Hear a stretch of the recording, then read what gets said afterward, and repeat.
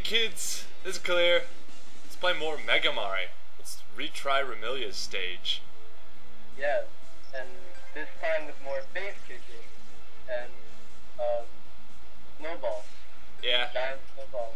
White Rose Cluster, which I'm probably not going to use for most of the game unless I am out of other weapons and I have to use a weapon, because that's how I am in Megamari. If I'm not using weapon energy, I feel like I'm wasting my time. It seems pretty... well, it takes too long to charge, that's what it does. Yes, it does. I mean, if you're the kind of guy who charges it all the time forever, then, maybe it'll suit you. I'm not that sort of guy. Yeah, the Quicksilver looks a lot faster, more killing. Yeah. More mercy. Personally, I would have preferred if I got Marissa's version of Cyrano's weapon, the Ice Needle, which she just basically shoots a machine gun spray of needles that are made of ice, and it's alright. It's not the best weapon, but I like it.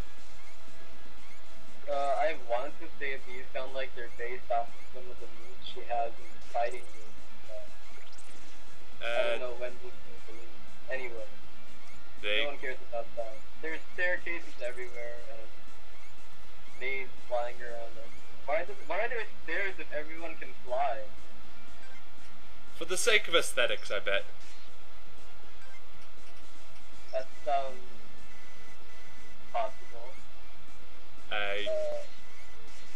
I don't know. Maybe?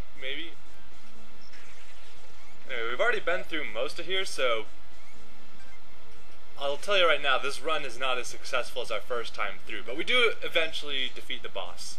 And we throw knives at things, and we jump over pits that have laser spammers in them. See that guy? He fell to his death. Poor guy. Maybe if he left his shell and actually looked around, he wouldn't be in this mess, but no. Well, if he does that, then he unleashes his squishy underside to predators, like the wild Marissa. Well, maybe they just have to shoot more lasers. More lasers solves everything, right? More is automate and more kicking. Yeah, that is actually probably one of the better uses I got out of the White Rose Cluster right there, by holding it and having Mei Ling headbutt it repeatedly until she defeated herself. She still takes a lot of hits to kill though. So yeah, she does. And she kills you in significantly less, so I think it would be more effective to just use another weapon. Well, the trick with that area is that you can't aim very many weapons down there. Your default weapons only go straight ahead, not down. Yeah, and all those nades shot at you, right? No, just the blue ones. The red ones will just jump after they run around for a bit. The blue ones shoot after they run around a bit. I'm not sure if that's indicative of their rank or anything, or if, maybe only the blue maids are issued lasers. I'm not sure. Or maybe they're the maids that are smarter, because, fairies are all dumb. All of them are dumb. Even the smart ones, they're still dumb. That sounds incredibly racist. It is, actually, but hey, they are. That doesn't make it sound any less racist, I'm sorry, but yeah, fairies, they are all invincible. Well, not invincible. They're all immortal and pretty happy, nice people. But they get too excited and they start shooting people everywhere, and all they do is mess around and everything. And whoa, crows! Yeah, crows. So many crows. Crows are jerks. They fly in from above you and they mess you up. They don't take too many hits though. Which is odd, since you'd expect there to be bats here, since Remilia is a vampire that eats people. There's no bats in here. But are there Medusa heads? Nope, just fairies.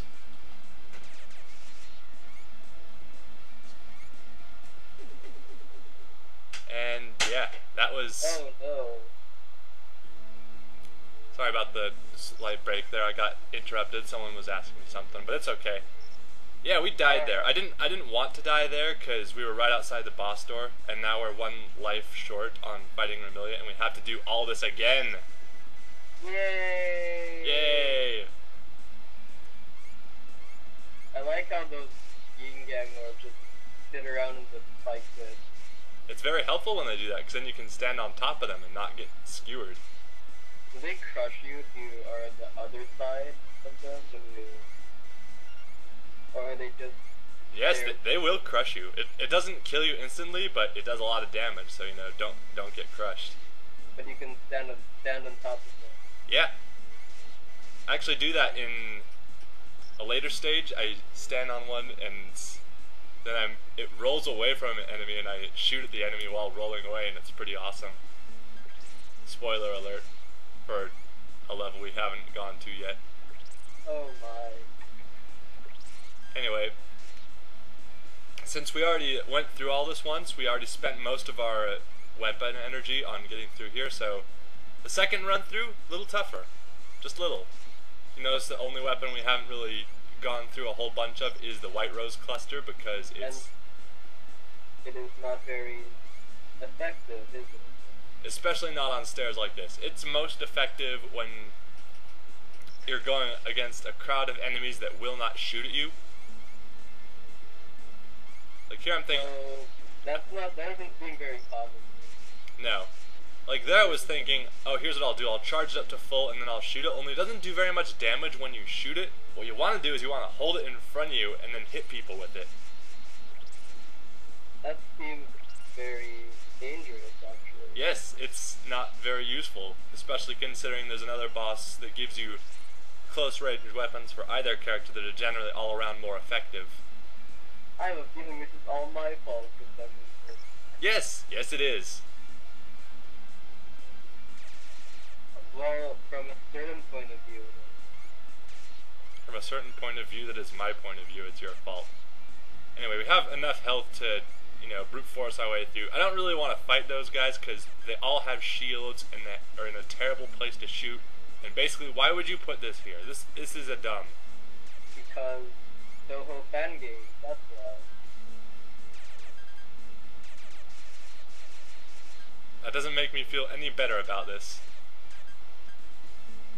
The only saving grace is that these guys, once they poke their heads out, they will eventually... They won't go back hiding and staying there. They'll just keep looking up eventually, so you can bait them out and then fight them. Anyway.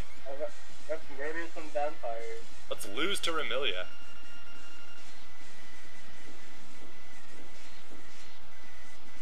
Yeah. Like you noticed in the last video, that looks a bit. Remilia is fast and she is spammy.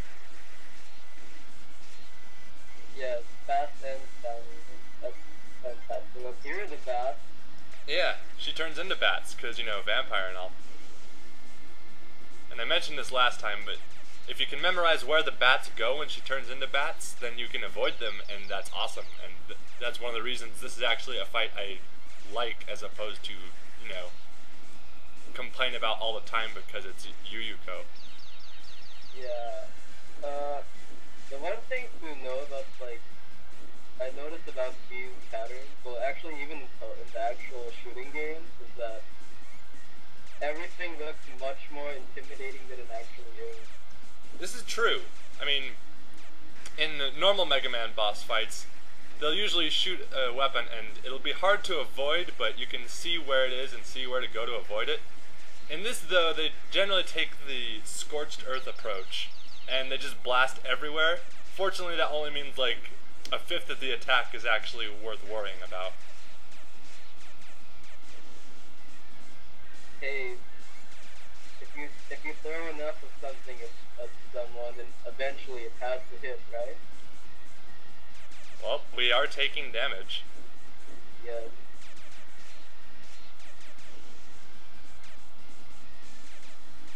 Haha, you thought I'd jump in a panic. Well, I didn't. Now she's going to use her desperation move, and I am going to jump in panic. Oh no! Well, it looks more random than anything else. It is. It's very chaotic and unpredictable, and sometimes that happens and you can't really avoid it. But it's okay. We have a couple more lives left. And we have all our... No, we don't have all our weapon energy. We have the Dance of Fury. The weapon energy actually isn't really that helpful. I mean, those of you who are familiar with the Mega Man know that every boss has a weakness to a weapon from another boss. We don't have Remilia's weakness. We haven't had the weaknesses for any of the other bosses we've fought. So we're just going to stick with our vanilla weapon here because we don't have to worry about running out of ammo, and the bosses are all generally designed so you can beat them with the normal weapon only. Oh, wow. She sure likes to jump everywhere. Not as bad as Yuyuko, though. She just, like... Well, see... She'd walk in the air above you and taunt you, and get killed by ghosts or something. Well, the difference between the two is that Yuyuko spends a lot of the fight just not in a place where you can reasonably hit her. The fight with Remilia is hectic. You're spending a lot of time avoiding all her attacks, but at the very least you're able to hit her while you're doing it, so you get a sense of progress. That doesn't happen with Yuyuko, because she's always shielded, or you're always on the wrong level to shoot her, or basically it's just, you know, not fun. Unfortunate. I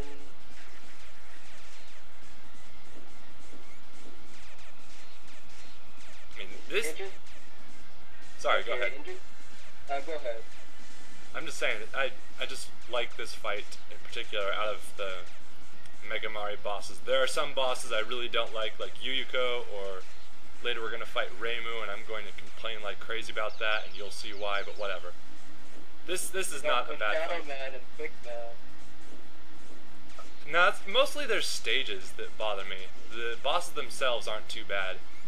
I mean, they're kind of annoying, especially... aren't they all kind of annoying?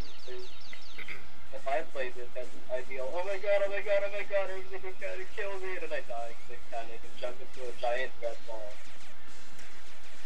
And then bad things happen because... You know, I'd like to see how you deal with a normal Mega Man game. I mean, this is obviously very visually intimidating. It's like, what's going on? But I know what's going on. I can tell where things are coming with relation to my character. I can avoid them, and I can shoot Remilia in the face enough to get her weapon.